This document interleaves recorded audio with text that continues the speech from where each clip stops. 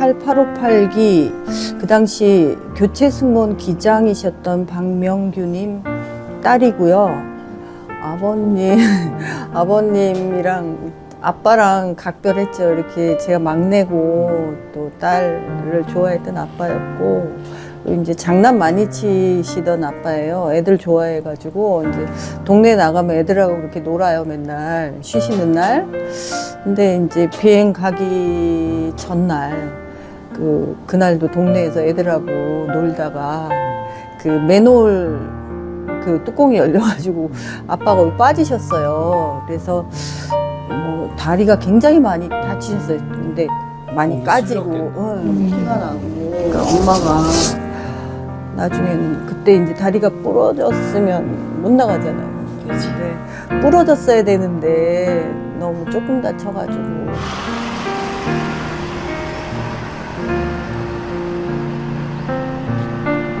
12월 15일 13대 대통령 선거 하루 전 한국으로 압송됩니다.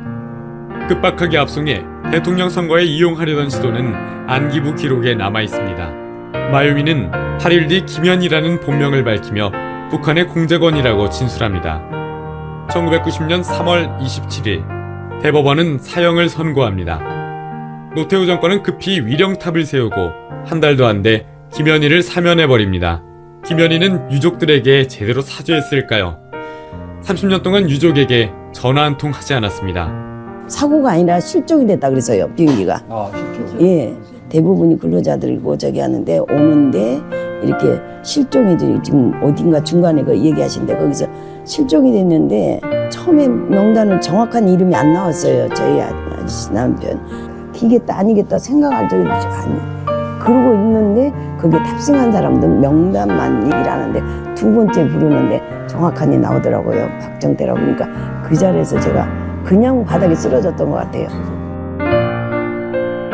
적어도 나라는 한 사람은 바뀌었고 그 작은 변화가 모여 전국에 더 큰 연대의 힘이 될 때까지 아프지만 괜찮아. 네, 을들의 연대 대표 박정진입니다. 계엄 선포 이후에 국정이 매우 혼란스러운 이 과정 속에 전 국민의 가슴이 먹먹해지는 또 하나의 참사가 일어났습니다. 바로 무안공항에서 발생한 항공기 사고였습니다. 저도 오랫동안 항공업에 종사했던 이력이 있는 사람으로서 더 깊은 슬픔을 느낄 수밖에 없었던 일이었습니다. 우선 희생되신 희생자 여러분들의 명복을 빌고 유가족 여러분에게 위로의 말씀을 전하도록 하겠습니다. 저희가 의도치 않게 기획해왔던 프로그램이 항공기 사고와 관련된 프로그램이었는데 이 시점에 방영이 됨으로 인해서 혹여나 또 오해가 있을까봐 서두에 이런 말씀을 드린다는 전제를 드립니다. 오늘은 지난 1987년에 있었던 칼기 858편 사고와 관련된 이야기들을 좀 해볼까 합니다. 이번 이야기를 통해서 우리가 생각할 수 있는 여러 가지 부분들이 있으리라 생각합니다. 우선 이런 참사가 벌어졌을 때 많은 피해자들, 다수 국민들은 국가의 역할에 대해서 더 생각을 하게 될 텐데 과연 국가는 어떤 역할을 했는지, 또 희생자 유가족 입장에서 가장 섭섭하고 또 이해할 수 없는 부분들은 어디에서 발생했을까? 또 그것이 우리 사회에 어떤 영향력을 계속해서 미치고 있는가? 또 우리 사회는 왜 이런 참사와 관련돼서 참사는 예기치 않게 또 일어날 수 있지만 이 참사를 대응하는 자세나 수습하는 방식, 또 이것을 책임지고 그 다음에 재발을 막고 이것을 예방하기 위한 조치들을 만들어 나가는 과정에서는 왜 소홀한가 등에 대해서 많이 다시 한번 생각해 볼 수 있는 계기가 될 것이라고 생각합니다. 아울러 이번 모항공항에서 발생한 항공사고와 관련해서도 마찬가지인데 유가족들의 입장을 우리가 정말 잘 이해하고 그분들의 입장에서 이 사건을 대하는 그런 자세가 필요함에도 불구하고 과잉 경쟁 보도 혹은 음모론 또 각종 유언 비어를 통해서 오히려 유가족들의 마음을 다치게 하는 행동들이 자행되고 있는 이런 우리 사회의 문화에 대해서도 다시 한번 생각해 볼 수 있지 않을까라고 생각합니다. 그래서 이번 시간을 기획했다라는 말씀을 드리고요. 그럼 지금부터 두 분을 모시고 말씀을 나눠보도록 하겠습니다. 칼 858기와 관련해서는 저도 몇 년 전부터 함께 이 유가족 단체가 계시고 그래서 관계분들하고 연대를 해온 입장에 있습니다. 우선 두 분 각자 소개 부탁드리겠습니다. 안녕하십니까. 저는 칼 858기 그 당시 교체 승무원 기장이셨던 박명규님 딸이고요. 칼 858기 가족회 회장님이신 엄마 차옥정 씨 또 딸이기도 합니다. 이번에 사실 무한 사고를 또 보면서 그날 또 저희 아버지, 저희 가족이 겪었던 일들을 또 악몽이지만 또 다시 한번 생각하게 되었고 또 지금 현재 그 사고를 당하신 분들 그 아픔이 얼마나 크실지 저희는 또 다른 분들보다는 더 깊게 더 진심으로 생각을 하게 되는데요. 그분들 하루빨리 수습 잘 되고 마음 빨리 회복하시기를 기원합니다. 소개 저는 당시에 삼성 현대건설이죠. 삼성 현대건설에서 근로자로 저희 남편이 박정태 씨가 갔다가 오는 길에 이제 공항에 갔다가 이렇게 사고를 당해서 그 일이 지금 올해 37년째인데 이렇게 또 이번에 이렇게 무한 사고가 남으로 인해서 굉장히 우리 일 본 것처럼 마음이 그거하고 해서 그래서 이렇게 또 인사를 드리면서 그런 아픈 일들이 이렇게 또 있으니까 우리 일 보는 것 같이 가족들이 얼마나 마음이 아플까 싶은 마음도 있고 그럽니다. 그래서 정말 오랜 시간이라고 표현이 될까 싶지만 이렇게 긴 시간이 지났음에도 불구하고 여전히 가족들 입장에 남아있는 아픔과 고통은 연속성 상에 있다라는 생각이 듭니다.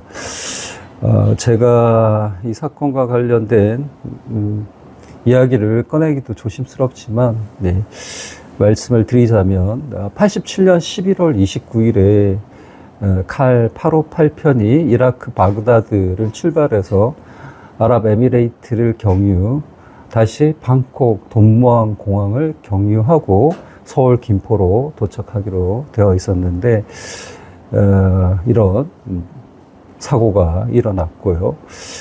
탑승자는 115명인데 대부분 중동에서 건설 노동자로 파견돼 있던 분이었고 이셨습니다. 그리고 안타깝게도 생존자는 보고되지 않았습니다.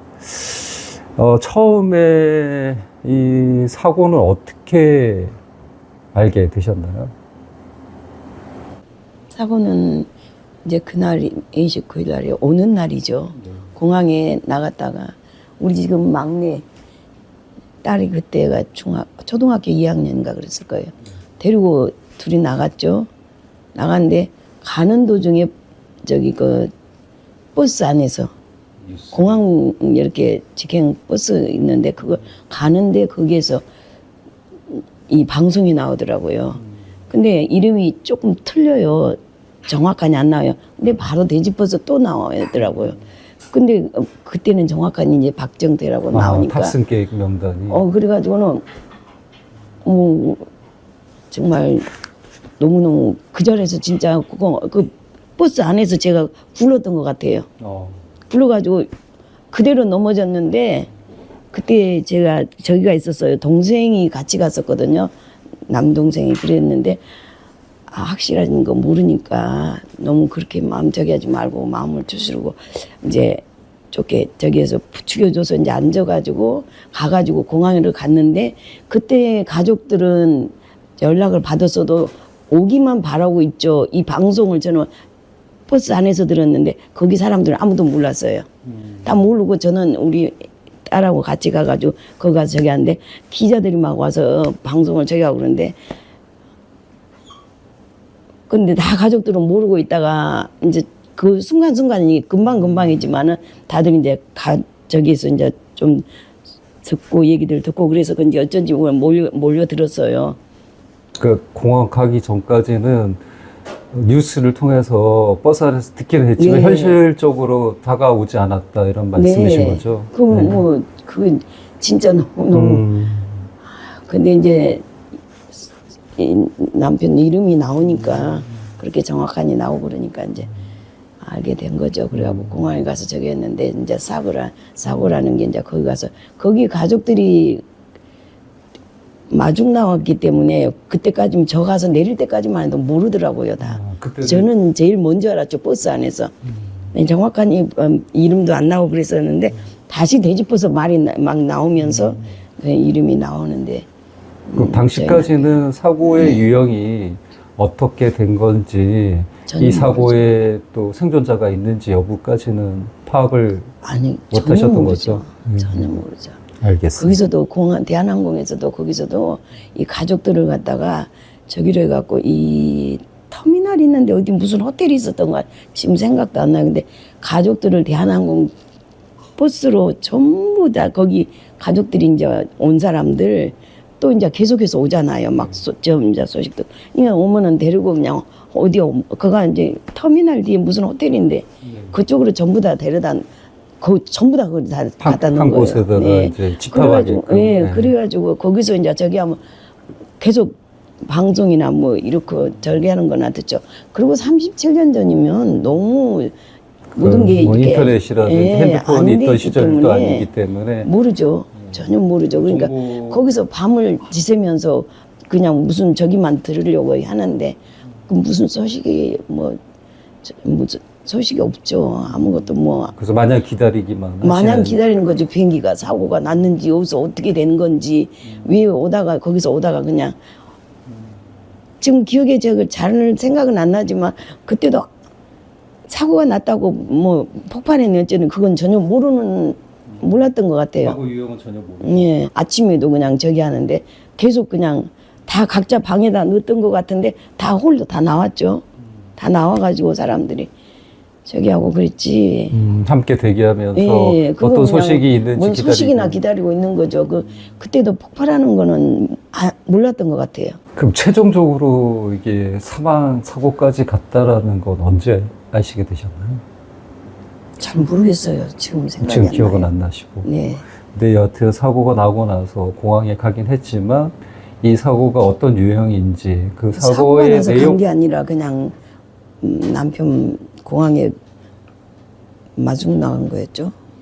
근데 제가 지금 제일로 저기 한 거는 버스 안에서 처음에 사고가 났는데 아니 사고가 아니라 실종이 됐다 그랬어요. 비행기가. 아 실종. 예. 비행기가 실종됐다 그랬어요. 지금 생각이 나네. 비행기가 오는데 이렇게 어디더라? 거기서 이라크 그 근로자들 저기 하는 대부분이 근로자들이고 저기 하는데 오는데 이렇게 실종이 지금 어딘가 중간에 그 얘기하신데 거기서 실종이 됐는데 사고락 안 했어요. 실종인데 지금 정확하니 다 저기는 안 되지만 명단을 이렇게 지금 부르는데 우리는 처음에 명단을 저기 하는 거는 왜냐면은 정확한 이름이 안 나왔어요. 저희 아저씨 남편. 이겠다 아니겠다 생각할 적이 없이 아니. 그러고 있는데 바로 다 정확하게 또 나오는 거예요. 그러니까 방송에 나오니까 그때 얘기할 때 이렇게 여기 비행기에 탑승한 탑승자들 저기인데 아직 비행기가 폭발하는 그런 것도 없었고 그런 얘기도 없었고 그게 탑승한 사람도 명단만 얘기를 하는데 두 번째 부르는데 정확하게 나오더라고요. 박정태라고. 그러니까 그 자리에서 제가 좀 완전히 실승한 건 아니었는데 그냥 바닥에 쓰러졌던 것 같아요. 그래가지고 동생이 이제 저를 앉히면서 누나 그 저기 하지 말라고, 아직 확실한 거 아니니까. 그러고 지금 뭐 사고 난 것도 아니고 지금 이게 비행기가 오다가 지금 중간에 교신이 끊겨가지고 저기 하는데 뭐 어쨌든 동생이 그러고 얘기하는데 그런 소리는 하나도 안 들리고 지금 어떻게 해갖고 하여튼 공항까지 갔어요. 그냥 그러고 앉아서 그냥 공항에 갔는데 아무도 거기 바둑 나온 가족들은 몰라요. 아직 이게 비행기에 대해서 전혀 얘기가 없었어요. 비행기. 근데 대한항공에서 그때 일단은 가족들이 오는 순서대로 거기에 가족들이 이제 거기 정확한 이거 장소에 안 있고 대한항공 거기 안에서도 그때는 김포였어요. 김포공항이었어요. 그래갖고 왔는데도 사방에 막 저기 하던 사람들이 이제 어떻게 이제 소식을 듣고 이제 막 해가지고 그리 모였는데 우리는 바로 그 나오는 입구로 바로 갔던 것 같아요. 그리고 그쪽으로 다들 와가지고 막 그거 하는데 대한항공에서는 이런 사고가 나중에 하는 얘기인데 사고가 나면 준비해놨다는 듯이 버스를 가지고 와서 전부 저기 하고 제가 생각나는 거는 여기 무슨 고속터미널 뒤에 무슨 호텔이 있어요. 거기다 다 데려다 놨어요. 그니 밤새도록 사람 잘 수가 있어요. 뭐 할 수가 있어요. 사고가 난지 폭발인지 뭔지 아무것도 모르는데 비행기만 지금 저기 한 건데 그래가지고는 밤새 거기서 방에다 다 분배를 해놨어도 그게 저기를 하나요. 그거 다 홀로 나오죠. 하고 뭐 저기 하고 이제 우리는 다시 대한항공으로 데려다 달라고. 대한항공으로 데려다 달라고 해서 어쨌든지 모르겠어요. 생각이 안 나요. 그럼 그때는 대한항공만 그 유가족분들하고 접촉을 하시고 정부에서 나오신 분들은 없었나요? 정부에서는 그때는 안 나왔죠. 대한항공에서 전담반들이 저기 됐죠. 이제 국토부나 이런 데서는 그게도 아니고요. 다 아니었어요. 대한항공 정부에서 국토부나 뭐 아니었어요. 아니고 대한항공에서만 저기 하고 이 사건 저기 하는 동안에 대한항공에서만 나오셔갖고 전담반들이 두 분씩 우리 가족들이 뭐 아무것도 모르는데 전담반들이 두 분씩 뭐 가장이든지 계장이든지 두 분씩들이 저기 갖고 가족들 모여가지고 무슨 같이 모여서 저기 할까 싶으니까 자꾸 가족들 같이 저기 하지 못하게. 그때 당시는 가족들끼리 이렇게 소통하거나 같이 있지 못하게 분리시켜 놓는 네, 그런. 분리시키고 그때 당시는 대한항공 승무원 가족들하고도 우리하고 같이 접촉이 안 되게 했어요. 근데 나중에 들은 얘기인데 대한항공 그 승무원 가족들은 저 사람들하고 같이 저기 하면 같이 그 가면 안 되니까 같이 저기를 못 하겠더라고요, 보니까. 예, 들은 얘기예요, 나중에. 통상적으로 그렇게 하는 경향성이 큰 걸로 저도 알고 있습니다. 제가 입사를 해보니까 입사를 하고 나서 이 프로그램 이 사고와 관련돼서 방송을 여러 번 이제 뭐 다뤘지 않습니까? 그래서 인터뷰하는 장면을 보니까 예전에 그 비행기가 교체될 때 탑승했던 승무원이 현직으로 그때 계신 분을 일하는 걸 제가 알게 됐거든요. 그래서 나중에 그분하고 비행을 가게 돼서 말씀을 들었던 적도 있습니다. 그 당시의 상황에 대해서. 우리 또 유가족분은 또 항공사의 직원의 입장이셨는데 어떠셨나요? 그때 어떻게 사고를 처음 접하셨나요? 제가 대학교 때였는데 이제 학교 마치고 이제 친구들이랑 있다가 집에를 왔어요. 근데 집에 왔는데 갑자기 거실에 그 손님들이 가득해요.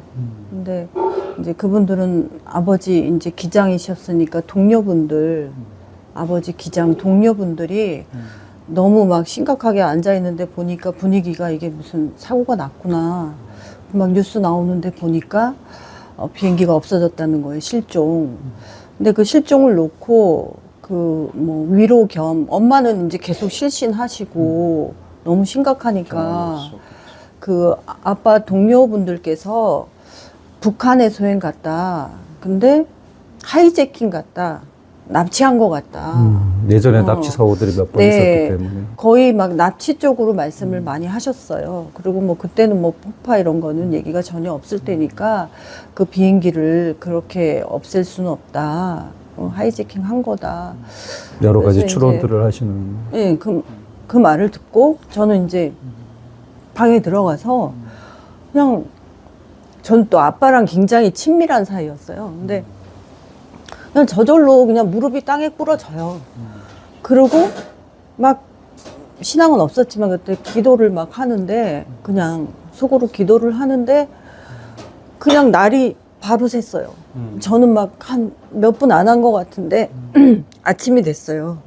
아침이 되고 이제 날이 밝고 그러니까 대한항공 직원도 오고 그 당시에 저희 집에는 교통부였죠. 교통부 직원도 오고 뭐 근데 와서 저분들은 우리를 도와주는 사람인가 당연히 그렇게 생각했는데 며칠이 지나고 그러니까 엄마가 화를 내기 시작해요. 왜 왔냐고.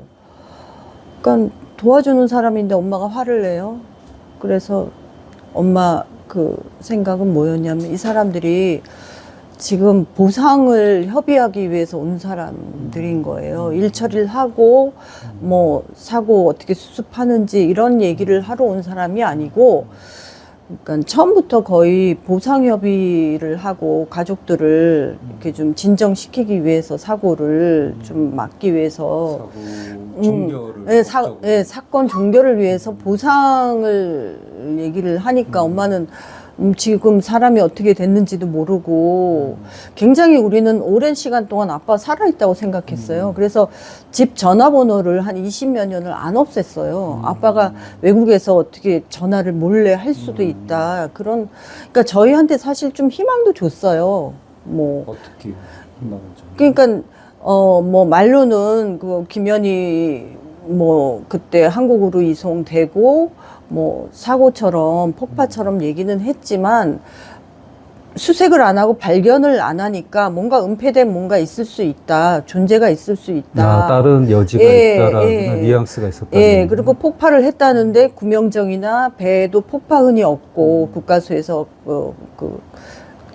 조사를 해보니까 그래서 그런 상황이니까 그러니까 희망을 놓을 수가 없어요. 왜냐하면 아무것도 제대로 본 게 없기 때문에 저희는 기다리고 또 이게 해결될 날을 또 저희가 그냥 가만 앉아 있지 않고 저희 엄마도 계속 뭐 찾아가서 수색해달라 그러고 굉장히 애를 쓰면서 희망은 놓지 않았던 것 같아요. 사람이 보지 않았기 때문에. 그럼 지금 말씀하신 약간의 다른 가능성이 있다라는 그런 얘기는 정부 측의 말로 이렇게 진단하게 되신 건가요? 그러니까 추측하게 되신 건가요? 정부 측의 행동은 이제 그 외교부에서 사망 신고를 바로 했어요. 저희는 한지도 모르고 있었는데 이제 누군가 그걸 알게 돼서 알려줬는데. 그러니까 어떻게 보면 저희 입장에서는 그냥 이 사건 사고를 빨리 처리를 해 나간다. 단계적으로 보상해주고 또 언론에서 발표해주고 사건 종결하고 사망 신고 해버리고 그래서 그리고 위령탑 세워주고 이걸로 정부나 뭐 국가가 해줄 일이 다 끝났다고 생각은 하고 있었지만 그 어떤 면에서도 저희가 그걸 받아들일 수 있는 부분이 없었기 때문에 혹시나 그 희망은요 그보다 더한 곳에서도 희망은 있을 수 있거든요. 저희는 본 것이 없기 때문에 엄마 아빠는 출근했으니까 돌아오실 수도 있어 이런 생각을 갖고 사는 게 저희 마음도 훨씬 더 낫고 기대를 하게 되고 그렇게 엄마도 힘을 얻어서 사신 것 같아요. 뭐, 다 끝났어. 이제 뭐 소용없지. 이렇게 생각하는 것보다 혹여나 어디서 발견될 수도 있고 그런 희망을 놓지를 않으셨어요. 동체라든지 이런 네. 것이 확실하게 나온 게 없기 때문에 그랬을 수가 더 크겠다라는 짐작도 되기도 합니다. 그 지금 말씀을 하셨는데 이 사건이 대단한 이 변곡점을 맞이하게 되는 게 12월 15일 날 김연희라는 인물이 한국으로 압송되는 과정이었던 것 같아요. 혹시 그 당시는 어떻게 알고 계셨나요? 어떻게 받아들여지시던가요? 혹은 뭐 국가 차원에서 뭐 대한항공 차원에서 어떤 정보를 사전에 제공하던가요? 그 지금 부회장님 얘기한 것처럼 무슨 어디다가 어디서 무슨 정보고 뭐고 뭐가 아무것도 잡힌 게 없고요. 역시나 우리도 언젠가는 지금도 그래요. 아무 증거가 없으니까 언젠가는 다 저기하고 올 것만 같은 지금도 그런 생각을 가지고 살아요. 뭐 어디서 진짜 그야말로 저기 그 뭐 중동에서 저기 하다가 거기서 어디서 진짜 어떻게 돼갖고 또 중간에 저기 한 것도 있잖아요. 그 내린 사람도 몇 사람 있었잖아요. 15명이. 예. 근데 그 사람들 저기도 안 밝혀졌잖아요. 그러고 하니까 혹시라도 또 어디서 저기 하고 있다가 아니면은 또 비행기가 사고가 났는데 기억도 없이 기억도 잃어버렸다가 지금 어떻게 해서 오지 않을까 이런 상상으로 살아요. 그냥 그런 생각을 하고 살아요. 사고 난 뭐가 없으니까 아무것도. 이 12월 뭐 4일경에 대한항공 측에서 현지로 가서 발표했던 뭐 내역도 있었다. 다른 거는 몰라요. 근데 그분 얘기한 것만 지금 생각이 그렇게 저기하게 나지. 왜 그러냐면 얘기를 누가 했었나요? 아니요. 그냥 저기 저 방송에 나왔는지 어디서 나왔는지 저기를 하는 걸 그 말만 제가 기억을 하고 있어요. 지금까지도 그 얘기를 왜 기억을 하냐면은 아니 김현희가 아직 잡혔다는 소식도 없었고 그때 아무 저기도 없는데 어떻게 저 사람은 거기를 가가지고 거기 가가지고 저 뭐야 북한이 하는 소행이라고 그런 얘기를 어떻게 저렇게 할 수? 누가 했나요? 아니 어떻게 들었어요 거기서요. 그때는 여기저기서 막 얘기들이 한 사람이 모르죠. 저는 지금 생각도 안 나죠. 누가 했는지도. 근데 제 질문이 잘못됐는데 지금 이제 북한의 소행인 것 같다라고 얘기한 사람이 대한항공 조중원 회장이죠. 조영 회장이 직접 얘기를 했다는 말씀이시죠? 거기서 그랬다는 얘기가 그게 이제 이쪽으로 들어온 거죠. 그러니까 가족들한테 그 저기 할 때 저는 아무것도 생각은 안 났는데 아니 저 사람은 도대체 간에 누가 지금 잡힌 것도 아니고 사고도 뭐 아무것도 없는데 거기 가가지고 현장에 가가지고 이게 그 비행기가 없어진 장소에 가가지고 어떻게 거기 가서 지금 북한 소행인 거 아니 북한 소행이고 뭐고 간에 그게 무슨 뭐가 근거가 있어야죠. 아무것도 없잖아요. 없는데 가가지고 저 사람은 지금 북한 소행인다고 그거 얘기야. 우리 가족들한테는 지금 그게 제가 먼저가 아니고 이 비행기가 어디서 어떻게 잘못됐는지 이 비행기가 저기 됐으면 폭발을 했는지 아니면 어디서 어떻게 됐는지 지금 비행기에 대해서 아무것도 아직 모르는 상태. 아무것도 모르는 상태. 11월 29일 날 그 사고가 났으니까 12월 그때가 3일인가 4일인가 그래요. 조종원 회장이 바로 갔으니까요. 그랬는데 조종원 사장인지 그런지 한테 그래갖고 가서 거기 가서 하는 말이 우리한테 들려오는 말이 하여튼 어쨌든 방송으로 그때는 텔레비인지도 뭔지도 모르겠어요. 자관한테 들려오는 소리가 이거는 북한의 소행이라고. 그럴 때 저는 아무것도 모르지만 아니 아무 흔적도 없는데 어떻게 가가지고 저 사람을 한다는 말이 가족들한테 해줄 수 있는 말이 가족들한테 해줄 수 있는 말이 저거밖에 없는가. 정부에서도 아무 저기도 없고 저 사람이 가족들을 태우고 간 비행기 그야말로 말하자면 비행기 태워갖고 간 적이잖아요. 근데 이분이 가가지고 거기 가서 가가지고 한다는 말이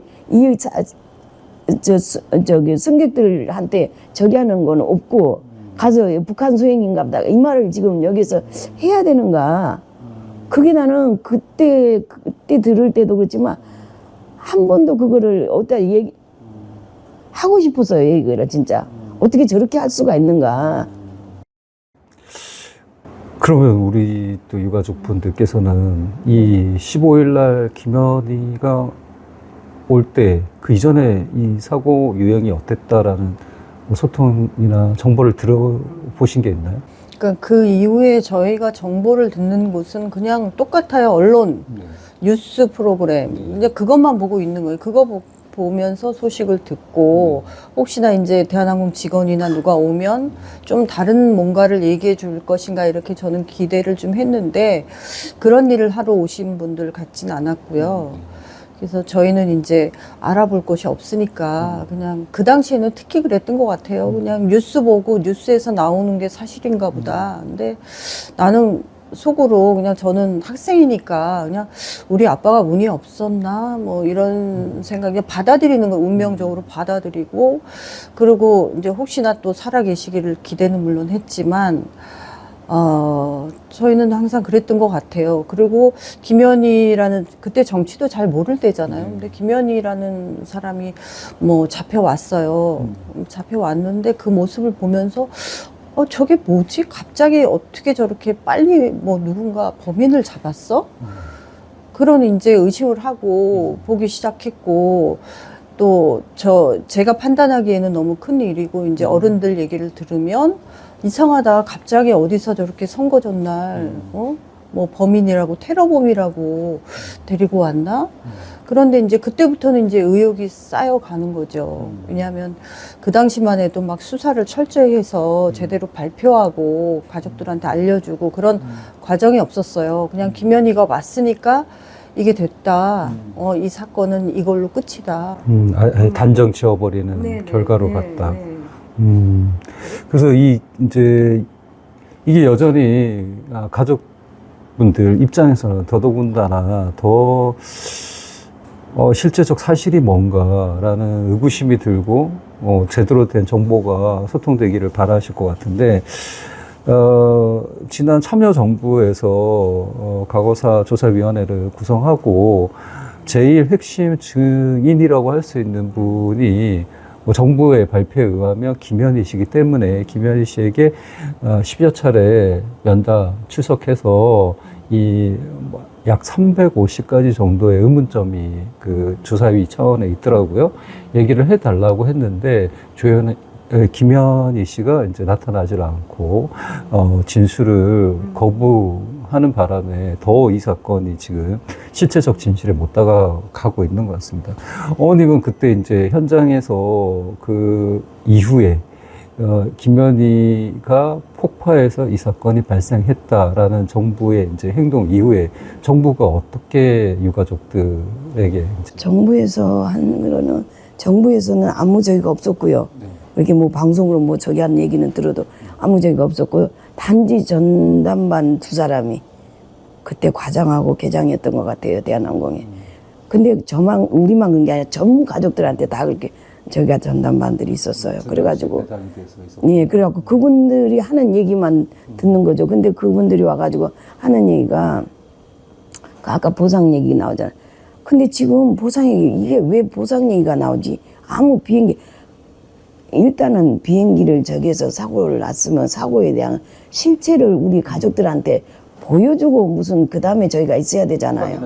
예. 근데 아무것도 없는데 근데 어떻게 이렇게 아무 저기도 없는데 보상 저기 하자고 하면서 그 전담반 우리는 나라에서 저기 한 것도 아니었고요.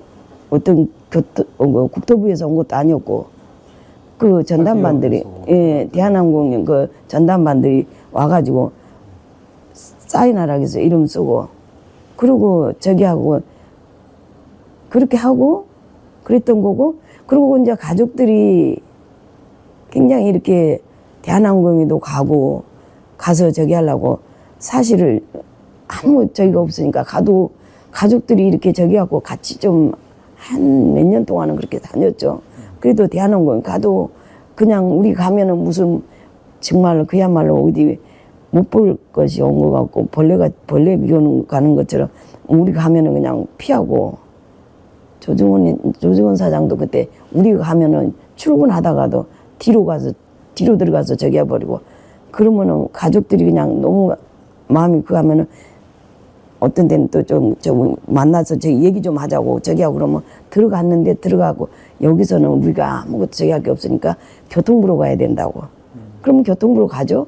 그럼 교통부에 가면은 거기서도 교통부 이제 문 저기 하고 이렇게 안에 들어가서 있으면은 가서 얘기해가지고 이제 올라오라 그러면 우리 가족들 대표 되신 분들이 다 못 들어가니까 가잖아요. 가면은 가서 얘기 듣고 저기 하니까 뭐 이거 우리가 여기서 교통부에서 우리 해줄 수 있는 거 이렇게 우리가 뭘 어떻게 조사도 하고 어떻게 하겠다고 얘기하잖아요. 그러면은 그 말 듣고 딱 와요. 오면은 며칠 날 다시 연락 주고 저기 한다 해서 오면은 그 다음에 가면 교통부 장관이죠. 높은 분이 바뀌어버려요. 바뀌고 다른 데로 저기 오고 또 다른 분이 계셔. 그러면 또 다시 처음부터 또 다시 가서 우리는 가서 또 얘기를 하고 그러고 하면은 언제 그랬냐고 또 저기 하고 그 다음에 가면 또 다 바뀌어버려요. 그리고 또 어디로 가라 그래요. 다른 데로. 그럼 또 다른 데 가면 거기도 그렇고. 그러면 대한강 그렇게 길거리를 한 몇 년 헤맸던 것 같아요. 근데 그 당시에 그 선거를, 그러니까 대통령 선거를 예. 앞두고, 예.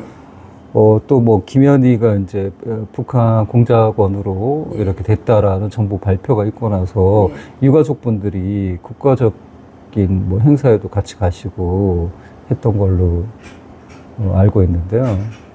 뭐 소복을 입고 함께. 아니죠. 그거는 저기죠.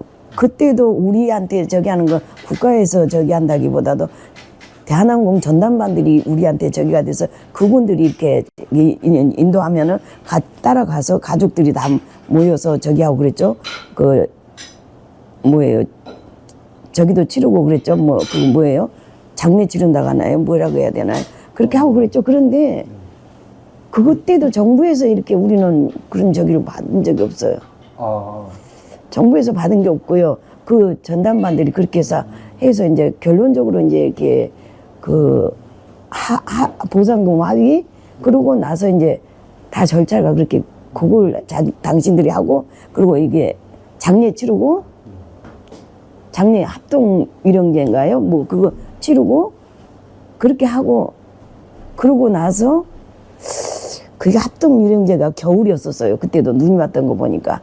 눈이 살짝 왔으니까 몇 년도인지는 아니 그때 당시에 몇 월 달인지는 몰라도 어쨌든 그 달은 12월 달은 지났는지 생각은 안 나는데 그렇지 않게 안 지났었나?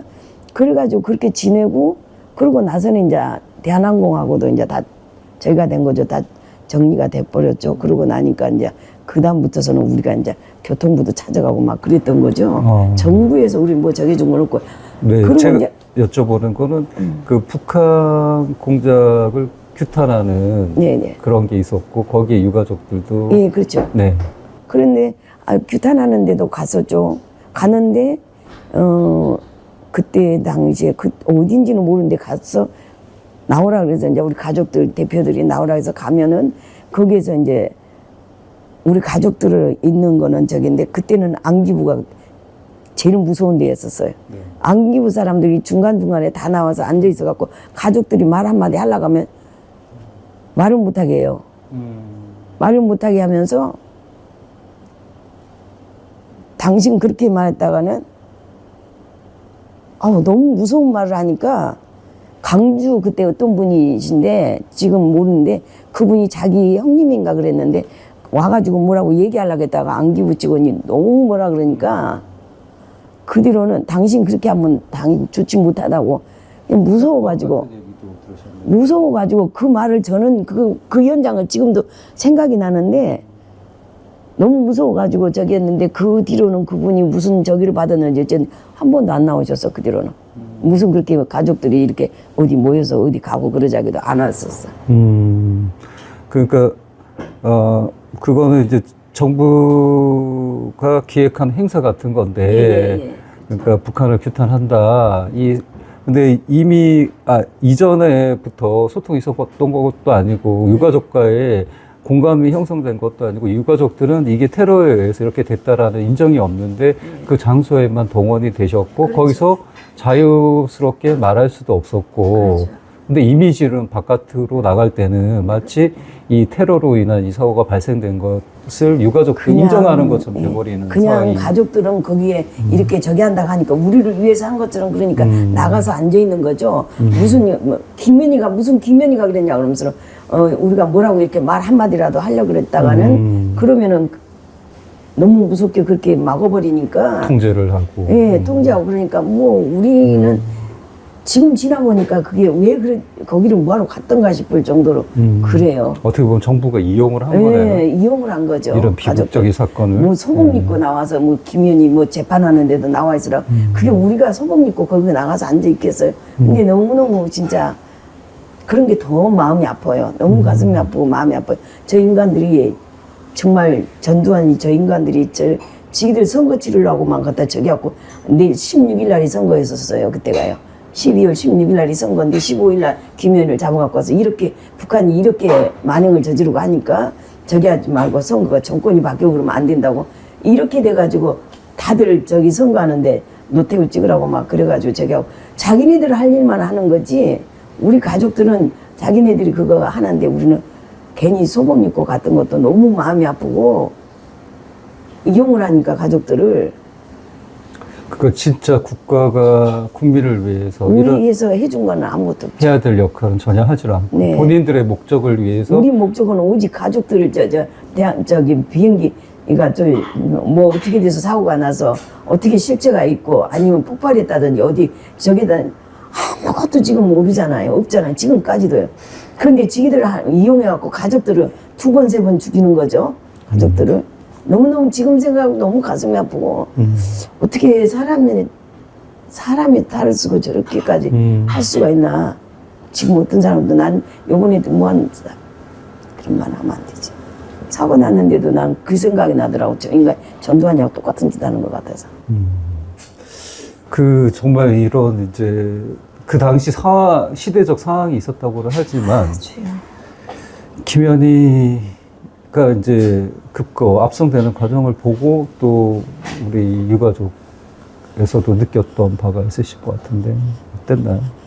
그러니까 압송으로서 정부에서는 그 일이 끝이 났다고 생각했겠지만 저희는 그 김현희라는 존재를 이제 그다음부터는 저희가 인식하고 받아들여야 되잖아요. 그러니까 그 사람 존재 자체가 그 사건을 받아들일 뭐 어떤 요인은 안 된 거예요. 다시 의문이 시작된 거잖아요. 차라리 그냥 비행기가 실종이다 없어졌다 그러면 그냥 찾고 궁금하고 기다리겠지만 김현희가 나타나는데 일사천리로 일이 마무리가 돼간 거예요. 예.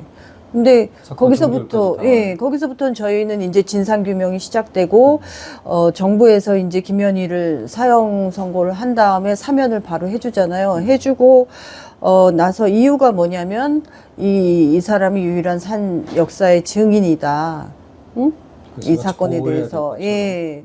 그럼 역사의 산 증인이면 그 궁금증이나 의문점을 이 사람이 풀어주거나 그 자기 책임을 다할 자기가 무슨 서약서도 썼어요. 가족들을 위해서 자기가 다 모든 걸 돕겠다고 그렇게 맹세까지 한 사람인데 그다음부터 저희는 그분한테 접근을 할 수가 없어요. 이제 그런 상황에서 이제 그다음에 이 사람이 행보가 이제 거기도 이제 정치적인 일을 하고 다니기도 했고 교회 가서 이제 간증 같은 거 자기가 이제 그런 일을 했지만 이렇게 살아있는 이유 뭐 이런 거 간증하는데 어떻게 정보가 있어서 엄마가 또 가족분들하고 거기를 또 찾아가요. 그래서 얘기 좀 해보라고. 아, 접촉을 한번 시도를 해보셨군요. 예, 그러니까 김현희가 안 만나주니까 김현희가 어디에 온다 그러면 거기를 찾아가서 만나려고 하지만 거기 김현희한테는 접근이 안 되는 거예요. 그리고 우리 가족은 막 내몰리고 밀쳐나고. 그때까지만 해도 국가에서 관리를 했었죠. 그죠? 예, 안기부에서 계속 거의 관리를 했어요. 그러니까 접근도 안 되고 오로지 뭐 알 수 있는 방법은 김현희의 증언인데 뭐 수색은 물론 나중에 이제 수색을 해야 되겠지만 김현희를 우선 만나면 뭔가 얘기를 들을 수 있는 거잖아요. 그래서 만나고 싶어 했는데 그게 차단이 돼서 그렇게는 못했던 것 같아요. 그래서 이 사건이 유가족 분들한테 정말 여전히 풀리지 않는 숙제가 되는 가장 큰 원인이 김현희라는 인물에게 또 있는 것도 같습니다. 김현희 씨가 조사를 받으면서 썼던 진술서가 있었고 바로 이어서 고백록이라는 책을 또 발간하게 됩니다. 근데 이 책의 이제 이 진술서와 책의 내용이 서로 상치되는 부분이 너무 많고 잘못된 정보가 너무 많고, 예를 들면 초기에 본인은 소니 라디오에 어떻게 했다라고 얘기를 했는데 또 파나소닉이라고 또 이름이 바뀌기도 하고, 이런 것들이 있다 보니까 더 대중들조차도 받아들이기 힘든 의문점이 생기는데, 유가족 입장에서는 더 그랬을 것 같고요.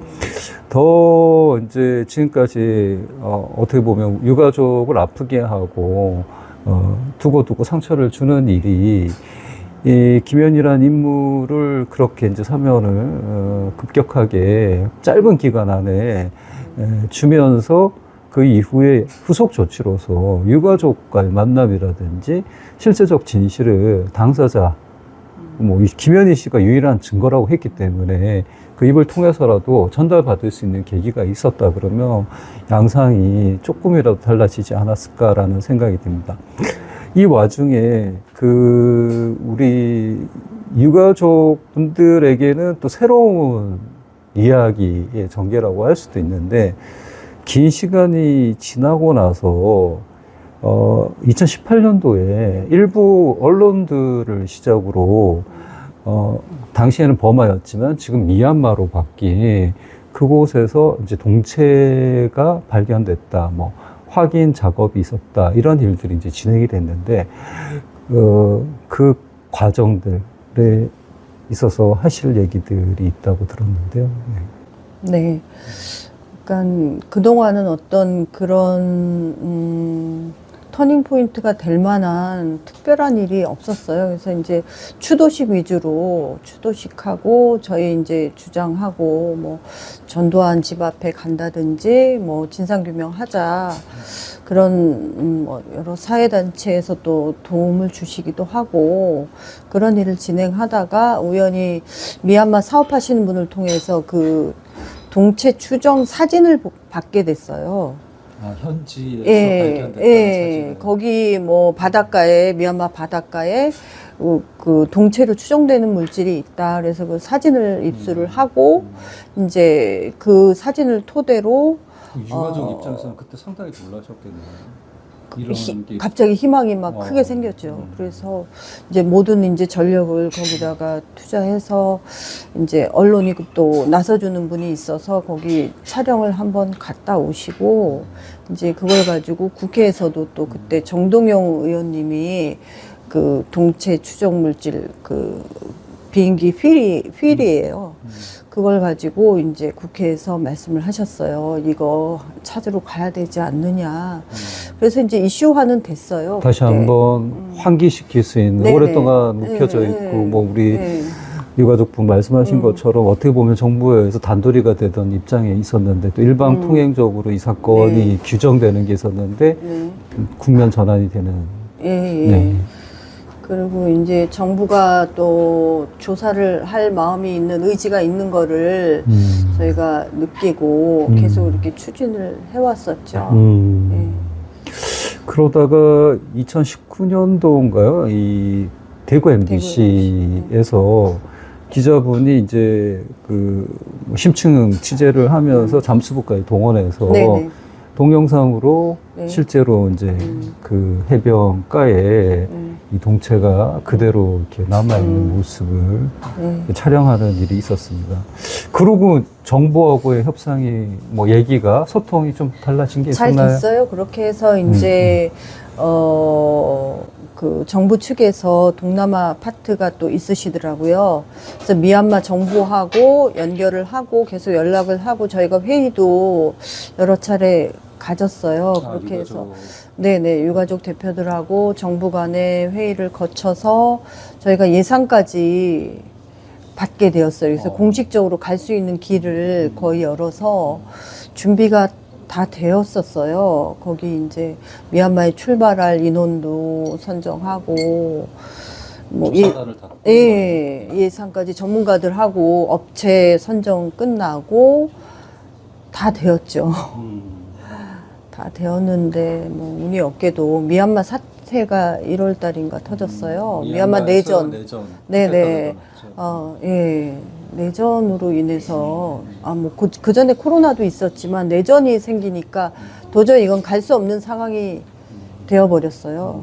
네. 그래서 지금은 지금은 네네 그러면서 이제 윤석열 정권 들어서면서 저희 예산이 도로 반환이 돼버리고 이제 예산은 조사하는 예산은 없어지게 된 거죠. 858편 조사와 네, 관련된 네. 아예 네. 예산 배정 자체가 네네. 소멸되는 네네 걸로 예산이 봤습니까? 그냥 반환되는 건가 봐요. 어. 도로 그렇게 해서 그러면 지금 윤석열이 탄핵 국면에 있긴 하지만 네네. 이전에 윤석열 대통령 그 윤석열 정부에게 다시 요구를 하거나 이런 행동들은 있으셨나요? 저 당선되고 초반에는 제가 그냥 외교부 장관을 한번 만나겠다고 그분 지역구에 한번 찾아간 적이 있어요. 그 전달해달라고 좀 조사해달라는 그 내용에. 그래서 한번 찾아갔는데 답변 요구하고 했는데도 답이 없으시더라고요. 워낙 그때 뭐 인수하면서 뭐 공간 이전하고 뭐 일이 많으니까 외교부도 옮기게 되었었잖아요. 대통령 외교부 공간으로 들어가게 돼서.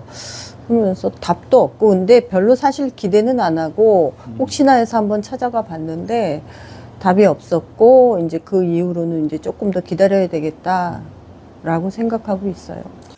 여러분, 국민들이 맞닥뜨린 어떤 사회적 문제라고도 할 수 있잖아요. 그게 정권의 색깔에 따라서 네. 취사 선택이 된다는 네. 이런 상황이 정말 우리 국가적 측면에서 불행이 아닌가라는 생각이 듭니다.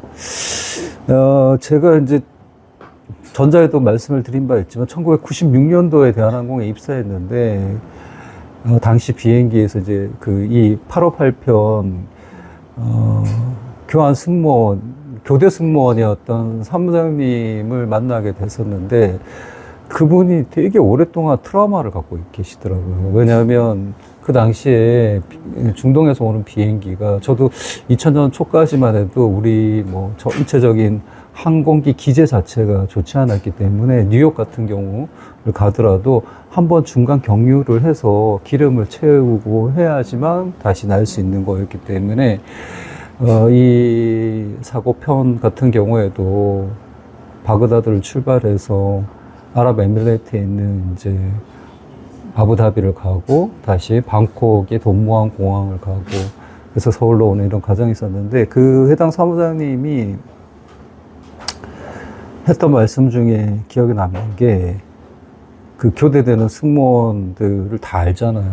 그래서 이제 승무원들이 교대될 때 좋은 비행하세요, 안전 비행하세요 라고 했는데 그 다음에 이제 전혀 이제 소식을 들을 수 없는 이 비극이 일어난 일이라 거기에 대한 마지막 모습을 기억하고 있으니까 마지막 내가 봤을 때의 모습을 기억하고 있으니까 거기에 대한 그런 트라우마가 상당히 크시면서 눈시울을 적시는 걸 제가 옆에서 목도한 적이 있는데 아울러 2000년 초까지만 해도 여전히 우리나라에서 중동으로 건설 수주를 많이 받아서 노동자들을 파견하는 게 있었고 저도 한 두세 번 정도 뭐 현대건설 뭐 이런 쪽에 전세기 요청으로 그 건설 노동자들을 이렇게 태우고 한국으로 오는 비행을 경험한 적이 있는데 그때 참 다른 승객들보다 더 마음이 가고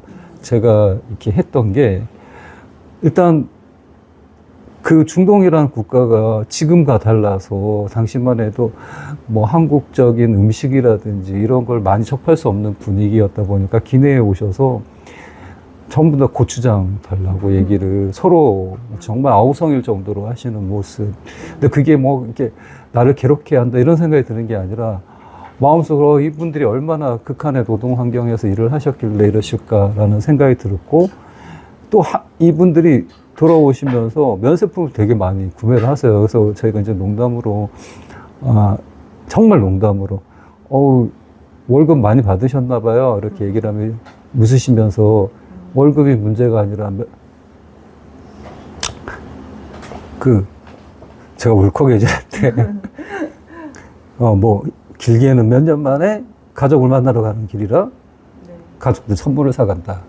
이런 얘기를 좀 하셔서 그 당시에도 마음이 참 애틋했던 그런 기억이 있는데 우리 어머님께 참 여쭤보기가 참 그렇긴 하지만 어떤 분이셨나요? 우리 가족분은 당시에 어떻게 해서 중동으로 가셔서 일을 하셨고 저희 남편은 네. 이렇게 남편으로서도 그렇지만은 자녀들을 할 때도 그렇고 또 집에서도 저희 쪽이 부모님 형제들이든지 아니면 이쪽에 남편 이렇게 가족들 간에도 형제 간에도 그렇고 정말 우리 시동생이 하는 말이 우리 형님은 정말 애기 보면 애기 어른 보면 어른 보고 너무 따뜻하고 세상에 근데 사람이 그렇게 따뜻할 수가 없어요. 생전 사람 애들 봐도 따뜻하고 정말 그리고 그러니까 애들이 아빠가 너무 우리 막내가 그때 초등학교 2학년 올라갈 때니까 1학년까지 저기 했었나 봐요. 근데 너무 진짜 아빠에 대한 기억이 어릴 때라도 저기를 못하죠. 그냥 아빠가 그냥 별로 그냥 대면대면하고 그렇게 살았으면 어린 나이니까 그거겠지만은 너무 아빠가 따뜻했고 또 저도 남편이 진짜 모든 저희 주변에 제 친구들도 그렇고 주변에서 뭐 아는 사람들도 그래요. 아유 내가 이렇게 진짜 보고 싶고 이런데 본인은 얼마나 마음이 아플까. 이 사람이 너무 진짜 그러니까는 세상 사람들이 저는 교회 다니니까 저긴데 세상 사람들이 말하면 그러잖아요. 너무 잘하고 너무 진짜 저기 한 사람들은 일찍 죽는다고 그런 말도 있잖아요. 그런 것처럼 너무 평생 할 걸 갖다 짧은 기간에 가족들한테도 이렇게 잘 저기 하고 그렇게 하고 그러려고 이렇게 저기 했는가 그런 생각이 들어요. 너무 그럼 뭐 언제 중동으로 처음 가셔서 가서 일을 하셨나요? 그때가 보니까 가가지고 다시 1년에 한 번씩 연기하던가 그랬던 것 같아요. 그럼 근데 연장을 연장하고 그랬던 것 같은데 연기할 거나고 저한테 편지가 왔죠. 그런 거를 하지 말고 오라 그랬어요. 아, 그럼 그 전에 몇 년 동안 가 있으셨나요? 그래가지고 우리 안 있었어요. 한 1년 반 있었는 것 1년 반 같아요. 있고 연장 전혀 기억이 잘 정확한지는 모르겠는데 한 1년 반 됐던 것 같아요. 그래가지고 오라고 그래갖고 저기 했는데 내가 오라고 한 게 이게 연기하겠다고 하는 거를 오라고 했던 것이 그게 평생 걸려요. 이게 편지 그렇게 저기 오라고 해갖고 그냥 저기 한 게 마음이 그냥 거기서 더 있게 할 거를 그런 저기가 마음이 그럼 생각이 나요. 1년 반 만에 처음 들어오시는 거였어요? 예. 나요 그때가? 예. 정말 마음이 더 아프셨을 것 같은데 우리 또 이 가족도 저는 이제 저희 아버님이랑 아빠랑 각별했죠. 이렇게 제가 막내고 또 딸을 좋아했던 아빠였고 그리고 이제 장난 많이 치시던 아빠예요. 애들 좋아해가지고 이제 동네 나가면 애들하고 그렇게 놀아요. 맨날 쉬시는 날.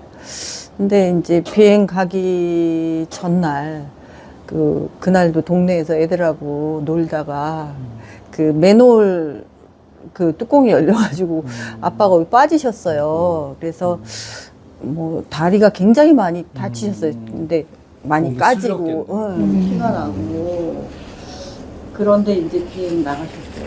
그러니까 엄마가 나중에는 그때 이제 다리가 부러졌으면 못 나가잖아요. 근데 부러졌어야 되는데 너무 조금 다쳐가지고 그때 다친 거는 뭐 그것만도 속상했지만 이런 사고가 있으니까 그때 부러졌으면 아빠가 살아계셨을까 이런 얘기 하시는 거 마음이 아팠죠. 예. 그러니까 지금 현재는 어떤 상황이냐면요. 이제 37년 됐고 아빠 없이 37년 살았고 아빠는 그 당시에 지금 현재 제 나이보다 젊으셨어요. 예. 근데 아빠가 할아버지는 안 됐을 거 아니에요. 53세였는데, 근데 이렇게 지나가는 할아버지를 보면 아빠 생각이 나요. 비슷한 그 인상의 할아버지를 보면 우리 아빠는 안 늙었는데 어떻게 보면 그렇게 이제 그러니까 가족을 그렇게 보내고 나면 이게 그 현재예요. 지금 그 일은 과거가 아니고 거기서 다 멈춰버리는. 예, 누구 말대로 그 오래된 걸 왜 찾으려고 그러나, 뭐 어떻게 그거를 시간이 지금 이렇게나 지났는데 뭐 하는 짓이냐라고 말하는 정치인도 있었어요.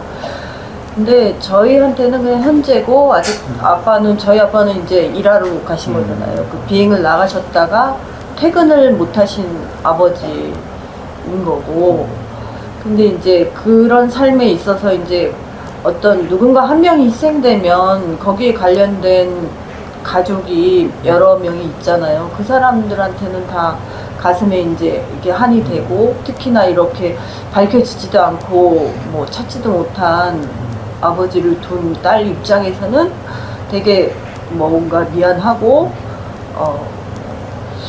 더 제가 훨씬 젊어서는 밝히기도 하고, 이거 정말 누가 이랬는지 내가 알아낼 거야 막 별 상상을 다 하고 그렇게 했는데, 지금은 어떻게 그래도 내 아빠인데 찾기라도 해야지 이 생각도 하고, 이제 더불어 이제 그 저희 엄마가 이제 저한테 엄마고, 그런 남편을 둔 아내잖아요. 그 삶이 정말 여기 여사님 계시지만 굉장히 외롭고 힘들고, 또 더군다나 한쪽을 잃었으니까 또 남겨진 자녀들을 잘 키워야지 되는 그런 책임감도 있으니까, 그 엄마는 이중의 고통인 거예요. 남편 생사도 밝혀야 되는 거고, 자식도 키워야 되는 거고, 뭐 어떤 분들은 또 그때 뭐 안기부도 국정원도 있고 그럴 때니까 되게 두려워서 나서지도 못하고, 혹시 나서면은 내 자식한테 피해갈까봐 숨어 지내시는 분들도 있고, 여러 가지 고통 속에서 세월이 흘렀는데, 사실은 저희 엄마가 이거 밝혀보겠다고 회장도 오래 하시고 되게 열심히 하셨는데, 지금은 어떻게 그 충격 때문인지 불행히도 치매가 오셨어요. 오신 지 한 10년 정도 됐는데, 그러니까 그 아빠의 그 인생하고 또 그 아빠로 인해서 엄마가 불행하게 사셨던 그 세월, 그걸 제가 다 마음에 갖고 있어요. 그렇기 때문에 이제 어떤 상황에서는 내가 가볍게 즐거울 수는 없고, 그냥 언제라도 꼭 내가 이건 해야지, 그래야지. 지금 사실 엄마는 치매가 오셨기 때문에 기억도 못 하시지만, 근데 치매 중반에도 사실은 엄마는 그 끈을 안 놨어요. 그건 해야지 내가. 그리고 우리 어떤 회의 같은 데 가면 자기가 무슨 발언을 하려고 이거 종이를 꼭 쥐고 있어요. 근데 엄마는 이제는 그런 발표를 하거나 회장으로서 앞에 나서서 연설을 할 수 있는 그 능력이 안 되시는데도 불구하고 치매에 걸려서도 계속 그 얘기를 반복을 하셨는데, 지금은 사실 거의 기억을 못하세요. 그리고 이제 저만 어느 정도 알아보는데, 이제 그런 아픔을 어떻게든지 자식으로서 그 끝까지 제가 어떤 상황이 되면 밝혀야 되겠다라는 생각을 갖고 있어요.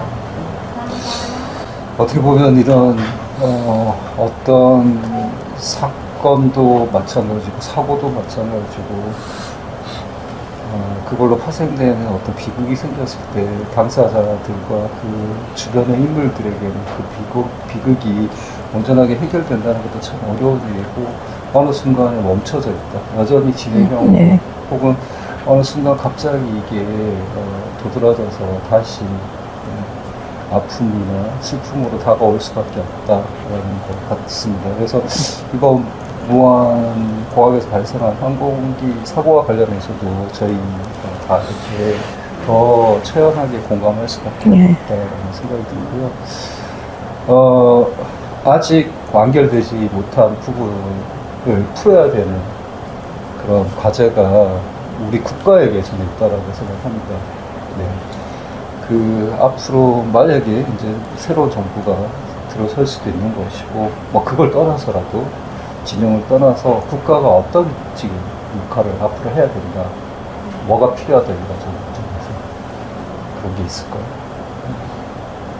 그러니까 저희가 이 대한민국이라는 나라에서 저희가 국가로 생각하고 지금까지 살아왔는데 그 많은 사람이 어떤 그런 참사를 겪고 돌아오지 못한 상황이 그냥 국가가 오래됐으니까 시간이 많이 지났으니까 그리고 종결된 걸로 알고 있는데 그러면서 지나칠 일이 아니라고 생각해요. 그냥 얼마가 지났건 또 저희 또 부모님들이나 다 계시잖아요. 근데 그것만 바라고 밝혀지기 바라고 찾기 바라고 살고 있는 이 사람들이니까 그냥 지나치지 마시고 여건이 되면 무엇보다 먼저 지금 안다만에 있는 그 비행기 잔해에 추정되는 그 물질을 확인하러 꼭 전문가가 다 준비를 잘해서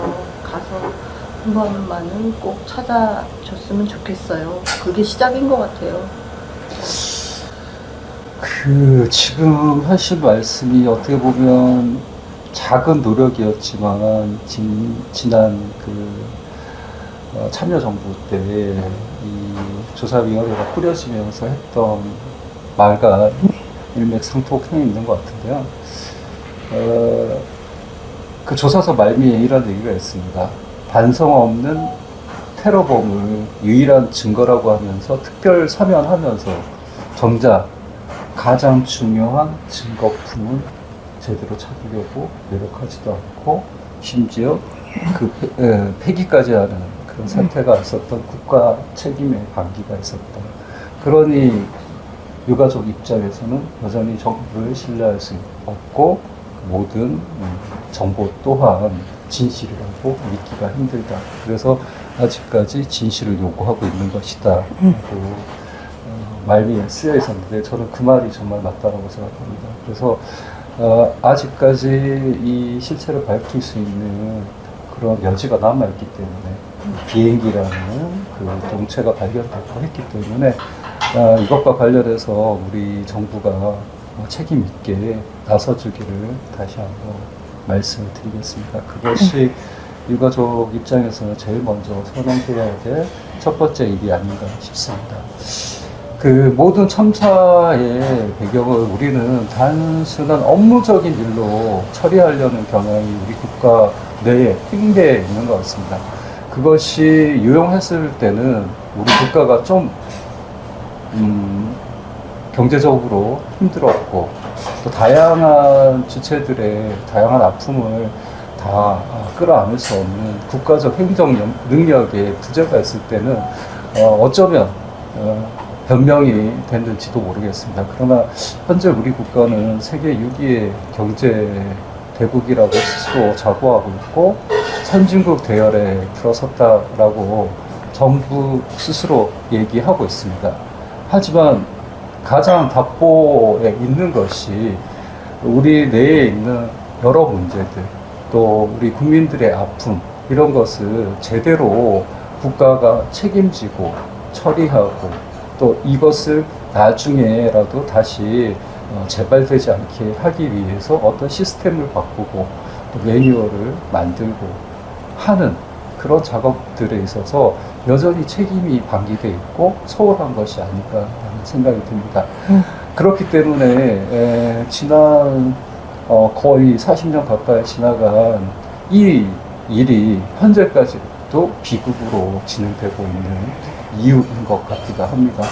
이 점에 있어서 우리 국민 모두가 다시 한번 생각해야 될 지점이 있는 것 같습니다. 오늘 저희가 했던 얘기 중에 또 다른 오해가 발생하시거나 또 다른 음모론을 제기하시는 일은 정말 삼가해 주시고 유가족들의 진솔한 얘기에만 여러분들이 기울여 주시면 고맙겠습니다. 그럼 오늘은 여기서 저희 방송을 종료하고요. 또 다른 현장에서 여러분과 찾아뵙도록 하겠습니다. 감사합니다. 감사합니다. 감사합니다.